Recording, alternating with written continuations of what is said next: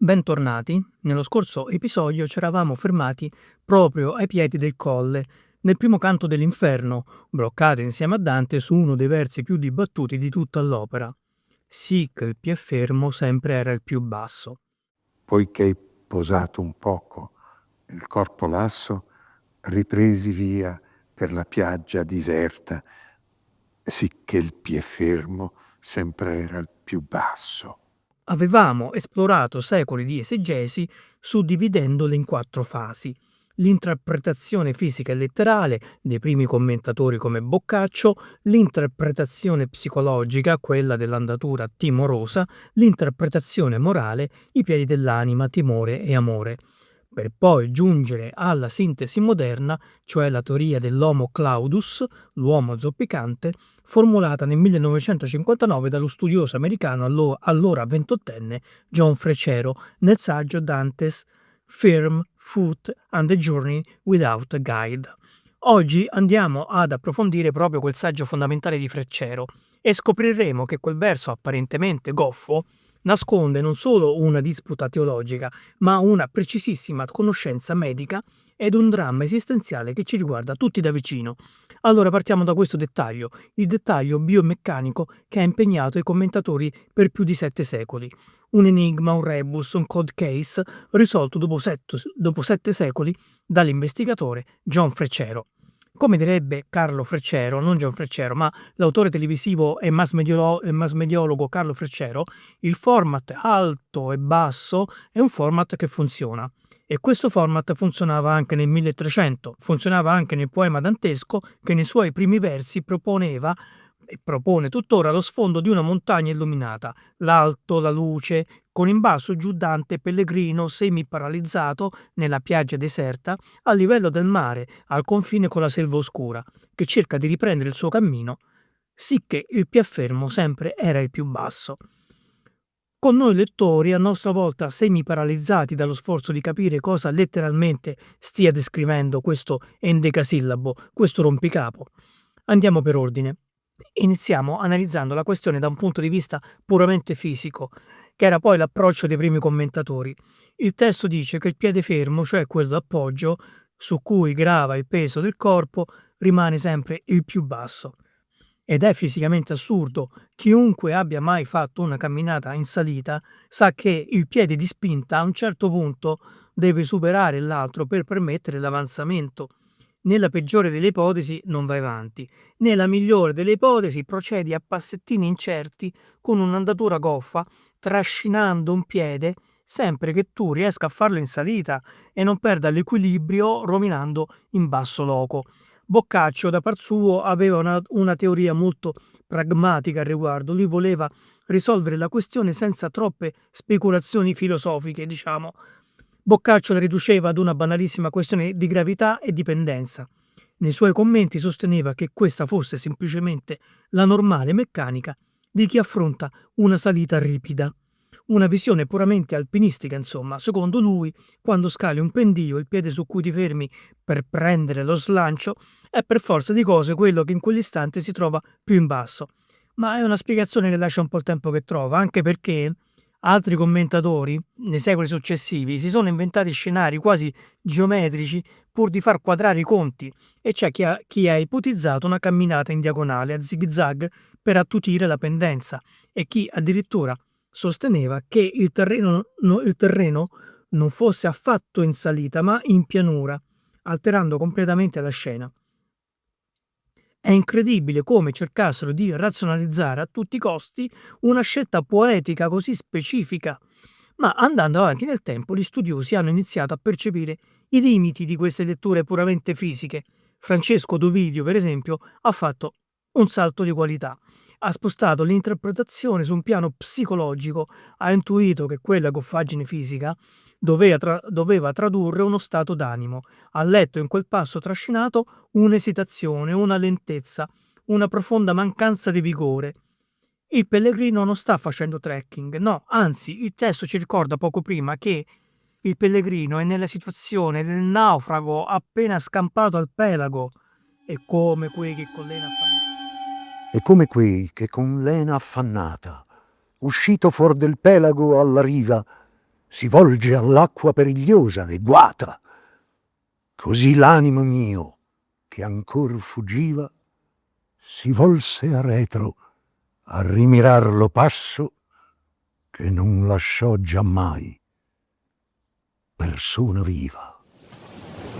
E il pelago non è un laghetto, nella tradizione di Sant'Agostino è una metafora potentissima, e tocchiamo così la terza interpretazione dopo quella fisica e quella psicologica, e tocchiamo cioè l'interpretazione morale. Nella tradizione di Sant'Agostino il pelago rappresenta il mare tempestoso della concupiscenza, i flutti dei desideri sfrenati del mondo materiale, quelli cui rimane attratto l'affetto sensuale, rappresentato dal piede sinistro, che, rimanendo fermo, impedisce lo slancio dell'altro piede, il piede dell'anima, e cioè l'amore, che vorrebbe dirigersi verso i beni celesti. Quindi il corpo del pellegrino è lasso e sfinito da questa lotta morale che lo smembra interiormente, e il suo animo sta ancora fuggendo. Come vedete, se non ci fermiamo alla spiegazione biomeccanica, come facevano i primi commentatori, la scena rivela tutta una sua funzione allegorica, sia nella dimensione psicologica che in quella più profonda, morale. Ed è qui a questo punto esatto che entra in gioco il lavoro di John Freccero, che fa da ponte tra la poesia e una disciplina che onestamente non ti aspetteresti di trovare in questo contesto, e cioè l'anatomia medica medievale. Freccero ci dimostra che per risolvere l'enigma dobbiamo leggere i trattati scientifici dell'epoca. L'intuizione brillante di Freccero in Dante's Firm Foot è aver rintracciato la radice del termine fermo nella scolastica medievale. Scolastica medievale che era questo tentativo grandioso che occupò le scuole e le università del basso medioevo di fondere la fisica di Aristotele con la teologia cristiana, di armonizzare la ragione con la fede.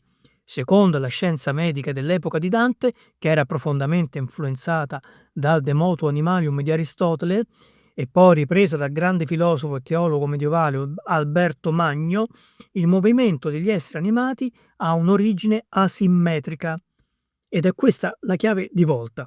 Aristotele teorizzava che il lato destro del corpo fosse naturalmente più caldo, più vitale, e quindi fosse il principio motore di ogni azione. Il piede destro è quello agile, dinamico, deputato a fare il primo passo in avanti, mentre il piede sinistro, essendo considerato più freddo e pesante, aveva una funzione diversa, faceva da stabilizzatore e veniva definito tecnicamente in latino il pes firmior. Eccolo lì, il piede più fermo. L'investigatore John Freccero ha stanato il colpevole, il pes firmior, il pes fermo della scienza medica medievale, è lui il piede più fermo, il piede su cui il corpo fa perno per mantenere l'equilibrio. Questa scoperta cambia la prospettiva in modo pazzesco, perché quando leggiamo piè fermo non stiamo leggendo una descrizione vaga di un piede stanco, ma stiamo leggendo un riferimento inequivocabile, oserei dire clinico, al piede sinistro. E la genialità del testo dantesco sta nell'utilizzare tale concetto di anatomia biologica della medicina medievale, quello del pes firmior, il piede sinistro, con l'insegnamento della filosofia dei grandi teologi come San Bonaventura e Sant'Agostino, che descrivevano un'anatomia dell'anima, un'anima che si muove, viaggia verso la conoscenza e verso il bene, dotata di due piedi metaforici, che corrispondono alle facoltà umane. Il primo piede, quello destro, è l'intellectus. L'intelletto, la ragione, la capacità cognitiva di comprendere cosa sia il bene e puntare verso la verità. E il secondo piede, quello sinistro, è l'affectus, la volontà, l'appetito e il desiderio profondo che ci spinge concretamente ad agire. Per camminare speditamente verso quell'obiettivo luminoso, questi due piedi devono muoversi in armonia. L'intelletto vede la meta e la volontà fornisce l'energia per arrivarci. Ma questa armonia originaria è andata perduta a causa del peccato originale. La teologia medievale si basa sul fatto che dopo il peccato originale la natura umana si sia profondamente fratturata, e a tal proposito la teologia medievale usa un termine preciso, parla di Homo Claudus, l'uomo zoppicante. L'intero genere umano è affetto da questa sindrome spirituale in cui entrambi i piedi dell'anima portano delle ferite. Il piede destro, l'intelletto, è ferito dall'ignoranza. Noi facciamo fatica a distinguere il bene dal male. Ma l'intelletto può ancora essere illuminato, la ragione o una luce esterna possono curarlo. Il vero dramma si consuma nel piede sinistro, la volontà è ferita dalla concupiscenza, dal desiderio smanioso, cioè di beni e piaceri materiali, sensuali, terreni. Ed è questa malattia del piede sinistro una malattia ben più invalidante dell'ignoranza che affligge il piede destro. Il peso schiacciante dei desideri terreni, delle abitudini tossiche ci tirano costantemente verso il basso, in basso loco, ed ecco che l'immagine del pellegrino sulla piaggia deserta acquista una profondità devastante. L'intelletto, il piede destro, vede la luce sulla collina, capisce che la salvezza è là e fa un passo in avanti verso il bene, ma la sua volontà, il piede sinistro, il pes firmior, appesantito dai desideri terreni, non risponde al comando, rimane pietrificato, rimane sempre il più basso. E a rendere il quadro più grave, nel caso di Dante nella piaggia deserta ai piedi del colle, è che il piede sinistro, già intorpidito dalla concupiscenza, è pure traumatizzato dalla paura che ha sconvolto il pellegrino nella selva. Sì, perché questo concetto del corpo che si arrende di fronte alla paura è un'ulteriore implicazione della medicina medievale, in connessione con la filosofia medievale, che John Freccero porta alla luce. Nel descrivere i sintomi fisici del terrore, la scienza medica dell'epoca, rifacendosi sempre ad Aristotele, spiegava che di fronte ad una minaccia travolgente la paura innesca un meccanismo di difesa estremo. L'energia vitale, i cosiddetti spiriti vitali, si ritirano verso l'interno. Il sangue abbandona rapidamente gli arti periferici, le braccia e le gambe, per rifugiarsi nel centro, in quello che i medici medievali definivano il lago del cuore. L'intento naturale è proteggere l'organo vitale, ma il risultato esterno è la paralisi. Le gambe perdono la loro forza motrice e il piede che più viene privato dell'energia è il piede sinistro, come diremo più avanti. Quindi gli spiriti vitali abbandonano le articolazioni estreme del corpo, indebolendo e paralizzando il passo del pellegrino, rifugiandosi questi spiriti nel lago del Cor. E non a caso Dante, nel descrivere la paura che ha provato, recita: Allor fu la paura un poco queta, che nel lago del cor m'era durata la notte chi passai con tanta pietà. Nella Vita Nuova Dante chiama questa cavità del cuore come segretissima camera del cuore, nella quale risiede lo spirito della vita. Più esattamente dovremmo dire gli spiriti vitali di cui parla Aristotele, il pneuma, spiriti che imprimendo forze alternate di spinta e trazione ai muscoli e ai tendini consentono al corpo di muoversi. Per Alberto Magno il piede sinistro era meno agile perché il cuore espandeva il suo influsso prima verso la parte destra. Ecco perché il rifugiarsi degli spiriti vitali nel lago del Cor, la riduzione cioè del flusso di questi spiriti, colpisce in misura minore la parte destra del corpo, piede destro compreso, cui il flusso anche se minore è per il primo comunque diretto, e finisce per lasciare a secco il circuito sinistro e quindi l'estremità soprattutto del piede sinistro, e ciò porta il pellegrino Dante a sentire meno forza in questo piede sinistro. Nella similitudine del naufrago Dante ha appena detto: Così l'animo mio, che ancor fuggiva, così l'animo mio che ancor fuggiva si volse arretro a rimirare, eccetera, eccetera. E quindi ora capiamo cosa vuol dire l'animo che ancor fugge. Sono gli spiriti vitali di Aristotele che si rifugiano nel lago del Cor per fuggire al pericolo, lasciando le membra, soprattutto quella a sinistra, prive di energia. Quindi la paralisi del piede sinistro dovuta alla grande paura ingigantisce, acutizza lo squilibrio già cronico tra il dinamismo del piede destro, l'intelletto facilmente curabile con la conoscenza, e la pesantezza del piede sinistro, la volontà pandemicamente gravata dalla concupiscenza. È un'immagine potentissima. L'intelletto si slancia, ma la volontà realtà si trascina. Il pellegrino è bloccato in una spaccatura interiore dolorosissima, sa dove deve andare, ma non ha la forza volitiva per arrivarci. Freccero sottolinea proprio come questo squilibrio renda impossibile il famoso corto andar, cioè la via breve e diretta verso la cima del colle.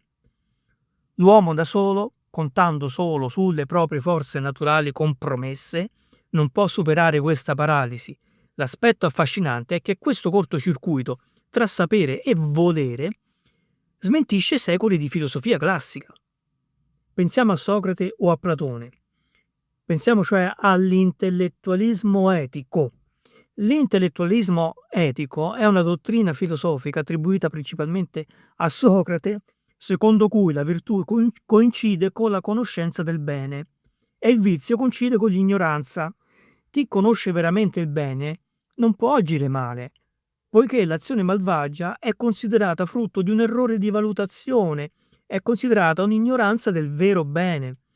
L'idea dominante era che la conoscenza equivalesse alla virtù, insomma bastava conoscere il bene per metterlo in pratica. Se fai il male è solo per ignoranza. Una visione molto ottimistica e che però si scontra con la realtà della condizione umana. E qui subentra l'analisi profondamente radicata nella dottrina di San Paolo, il quale San Paolo ribalta tutto. San Paolo formula il paradosso in modo inequivocabile, dice praticamente: risiede in me il desiderio del bene, ma non la capacità di attuarlo. Ecco, qui sta la frustrazione dell'essere umano, la frustrazione di non fare il bene che si vuole, ma di fare il male che non si vuole. È la rottura definitiva con Socrate. E il saggio di Freccero mostra come il poema di Dante drammatizzi questa esatta lotta paolina, dimostra visivamente che l'intelletto da solo è tragicamente insufficiente. La consapevolezza razionale di ciò che è giusto non ti dà il carburante per farlo se l'appetito interiore è corrotto, e la gravità di questa corruzione, come se non bastasse il piede già cronicamente debole e pure infortunato, allora la gravità di questa corruzione si materializza plasticamente sulla scena sotto forma pure di 3 ostacoli fisici formidabili, cioè le 3 fiere: una lonza dal pelo maculato, un leone imponente e una lupa magra e affamata. E il saggio di Freccero le collega queste 3 fiere direttamente alla meccanica del piede ferito di cui abbiamo parlato fino adesso, dando loro a queste 3 fiere un significato che non coincide al 100% con la tripartizione che va per la maggiore tra i commentatori moderni. Ricordiamo che tra le tante tripartizioni, quella che più viene proposta dai moderni commentatori è la tripartizione lonza lussuria, leone superbia e lupa avarizia.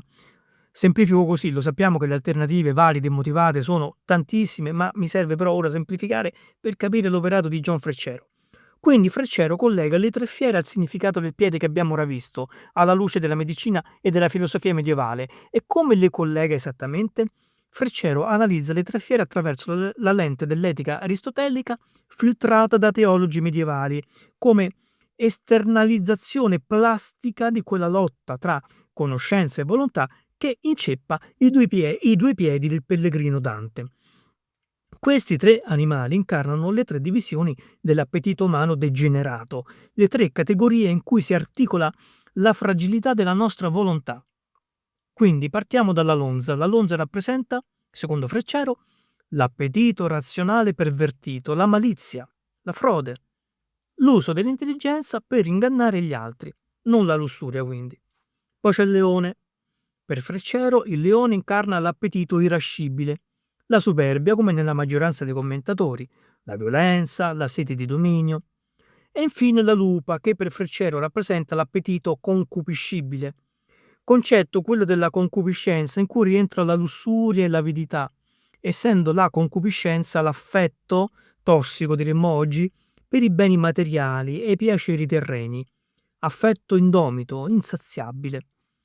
Ora, considerando l'analisi anatomica fatta finora, appare lampante il motivo per cui è proprio la lupa a infliggere il colpo di grazia al pellegrino. Certo, la lonza e il leone lo spaventano, lo ostacolano, ma è la lupa che lo respinge fisicamente verso il basso, perché la lupa è la concupiscenza fatta animale, è la personificazione esterna di quella stessa ferita che affligge il piede sinistro dell'anima, quella fame che, come dice il testo, dopo il pasto ha più fame di prima.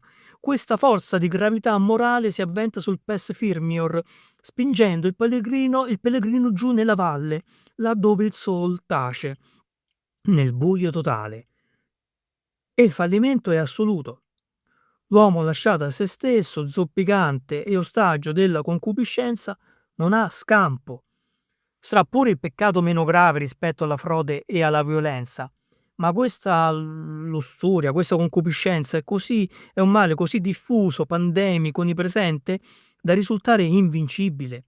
Nella geometria dell'inferno, la lussuria è peccato più lieve della violenza e della frode. I peccati di incontinenza, il peccato della golosità, sono più lievi della violenza e della frode. Ma qui, nell'ascesa al colle, nella direzione del corto andar, questa concupiscenza, questo abbandono ai piaceri e ai beni terreni è l'ostacolo più grande, è l'ostacolo davvero invincibile. Il corto andar si rivela quindi un'illusione, diventa inevitabile affrontare un'altra via, una lunga via, una discesa catartica nelle viscere della terra dove l'intelletto avrà bisogno di una guida esterna e la volontà avrà bisogno della grazia per guarire. E questa interpretazione teologica restituisce al testo una coerenza impressionante. Coerenza che, se vogliamo andare oltre, è anche coerenza con l'ottica suggerita da Maria Soresina di recente. Secondo Maria Soresina, la Divina Commedia nasconde echi profondi della dottrina catara che viene occultata, celata sotto il velo della teologia ortodossa, che sembrerebbe costituire la trama della Divina Commedia. I catari erano un movimento religioso considerato eretico dalla Chiesa romana e duramente perseguitato. Potremmo dire anche duramente estirpato. La loro dottrina si fondava su un dualismo estremo. Lo spirito era divino e puro, mentre la materia e il mondo fisico era l'inferno stesso, una prigione creata da un demiurgo malvagio. Se guardiamo la scena iniziale con questa lente, la scena iniziale della Divina Commedia, la prospettiva cambia. Il blocco non è la conseguenza del peccato originale secondo quello che è la tradizione cattolica. No, il blocco è l'illusione stessa di poter trovare la salvezza muovendosi nel mondo materiale. L'illusione di trovare la salvezza senza prima aver compreso la natura illusoria della materia. In questa chiave di lettura il viaggio smette di essere un catalogo punitivo, diventa un percorso iniziatico, un percorso interiore radicato nel conosci te stesso, un viaggio nel mezzo di se stesso. La Soresina fa notare come l'opera tracci un confine netto tra la credenza cieca nei dogmi e la fede invece come esperienza diretta, come illuminazione ottenuta solo immergendosi nelle proprie profondità, come perfezionamento raggiunto attraverso un percorso, si badi, che è personalizzato per ognuno di noi, non è una messa cantata in coro, è un rito, un pattern, un percorso attraverso la coscienza e il mondo interiore nostro, per riconoscere i peccati commessi da noi. Ed è molto interessante esplorare come queste teorie alternative, come quelle di Maria Soresina, utilizzino la geografia e il movimento fisico nell'inferno per sostenere le proprie tesi, andando a combaciare con il saggio di John Freccero, perché pensiamo alla direzione per esempio del cammino che Dante intraprenderà e alla dicotomia illustrataci da John Freccero nella sua mirabile sintesi tra le spiegazioni psicologiche e morali dei commentatori che lo hanno preceduto. Il movimento spaziale del cammino di Dante è un indicatore cruciale perché nel sistema dantesco chi scende nell'inferno cammina quasi costantemente verso sinistra, la via sinistra, che è tradizionalmente la direzione del male, della perdizione e dell'attaccamento alla materia. Abbiamo citato Sant'Agostino, secondo cui il piede destro era quello dell'amore, il piede dell'anima, mentre il piede sinistro simboleggia l'affetto verso i beni e i piaceri terreni, la concupiscenza. Il pellegrino e la sua guida scendono nelle profondità più scure dell'io, ripercorrono il male interiore per conoscerlo ed esorcizzarlo, procedendo con questo inarrestabile avvitamento verso sinistra.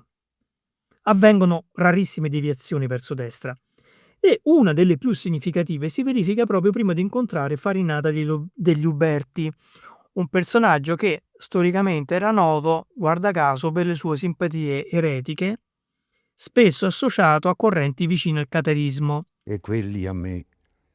Qui son gli eresiarche con lor seguaci d'ogni setta, e molto più che non credi son le tombe carche.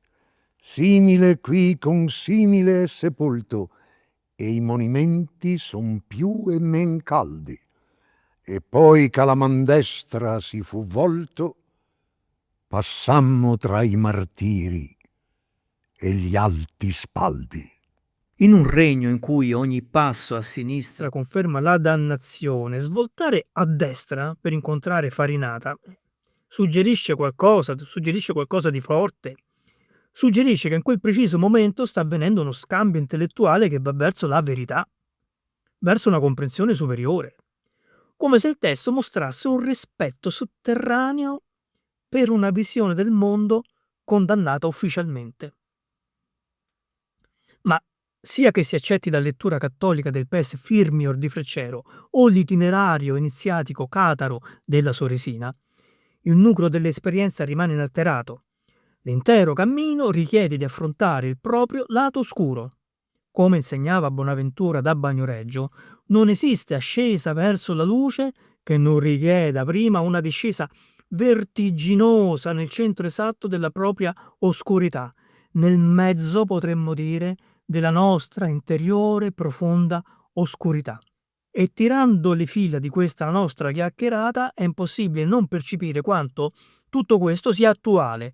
Quell'uomo che zoppica su una collina con il piede sinistro bloccato non è archeologia letteraria, è lo specchio fedele delle nostre attuali dinamiche interiori quotidiane. Pensiamo a quante volte replichiamo la sindrome dell'Homo Claudus. L'intelletto elabora con chiarezza la necessità di un cambiamento, cambiare lavoro, chiudere una relazione, smettere di fumare.